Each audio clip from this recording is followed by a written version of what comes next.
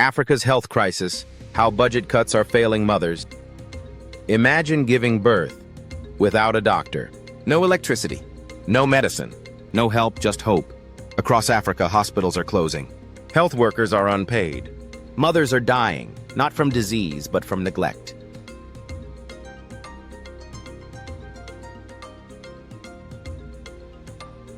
This isn't just a health crisis, it's a human crisis. Budget cuts, driven by debt, corruption, and austerity, are gutting the very systems meant to save lives. And it's mothers who are paying the ultimate price.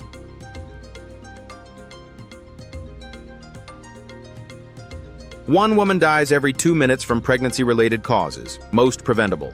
In today's video, we uncover the true cost of Africa's collapsing healthcare systems, the stories behind the statistics, and what must be done before more lives are lost. Call to action. Don't just scroll. Watch, share, and speak up. Lives depend on it. In many African villages, giving birth is not a celebration. It's a roll of the dice. Not because of disease, but because help never comes. As global aid shrinks, millions of mothers are being left to fend for themselves. This is the story of maternal health in crisis, and how rural women are being forgotten in silence. 1. A crisis hidden from view.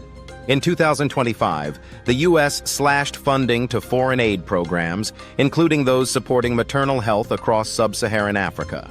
The consequences? Immediate and devastating. In South Sudan, one health center reports that 4 out of every 10 pregnant women now give birth at home, often without skilled attendants. In Nigeria's northeast, clinics have closed because donor-funded midwives were pulled out. And in rural Uganda, ambulance services once supported by international grants are now parked, silent, out of fuel. For many mothers, the message is clear: you're on your own. 2. Real lives, real losses. Interview clip of a health worker in Kenya. I've seen a woman bleed to death right outside our clinic because there was no blood, no doctor, and no fuel to take her to the district hospital. These are not isolated incidents. According to the WHO, over 70% of maternal deaths globally happen in sub-Saharan Africa, and most of them are preventable with timely basic care. But with funding cuts, services that were once lifelines, prenatal care, safe delivery kits, postnatal follow-ups, are now luxuries. 3. Why philanthropy must step up.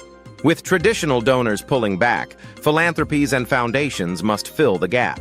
Organizations like the Gates Foundation, the Ford Foundation, and African-based health endowments can make a difference.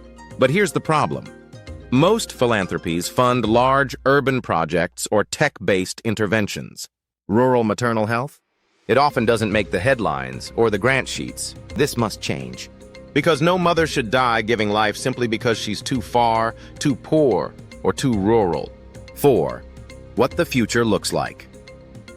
If nothing changes, we will see the re-emergence of mass obstetric deaths across the continent. Girls married young, mothers giving birth in unclean homes, infants dying in silence before they even get a name.